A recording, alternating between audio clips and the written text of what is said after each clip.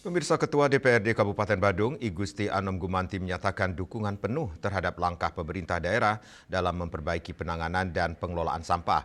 Pernyataan ini disampaikan menyusul atensi serius Presiden Republik Indonesia terhadap persoalan sampah di Badung.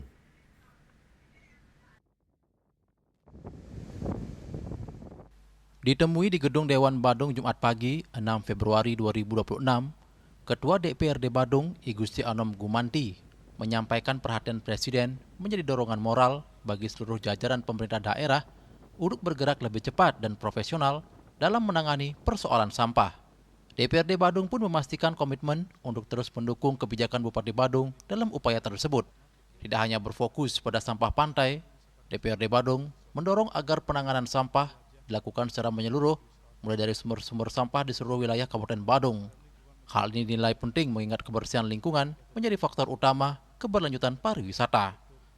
Tentu dengan adanya teguran dari Pak Presiden ini menjadi semangat bagi kita di pemerintahan Kabupaten Badung. Dan saya yakin Pak Bupati sudah mengambil langkah-langkah untuk hal tersebut. Dan kita tentu di DPRD akan selalu mendukung, mendorong agar penanganan dan pengelolaan sampah ini dilakukan lebih baik lagi ke depan. Karena memang hal ini menjadi hal yang sangat penting di dalam pariwisata Badung.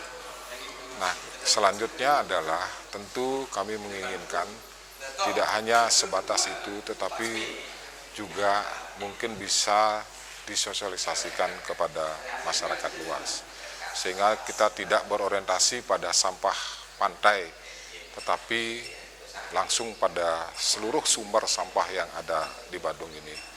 Walaupun misalnya kita memiliki daerah utara yang menjadi tulang punggung konservasi kita, tetapi ke depan apapun itu sampah tidak boleh diabaikan.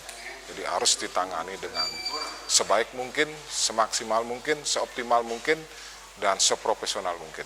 DPRD Badung berharap melalui koordinasi lintas sektor dan dukungan pemerintah pusat, pengelolaan sampah di Kabupaten Badung dapat ditangani secara maksimal demi menjaga lingkungan dan keberlanjutan pariwisata Bali.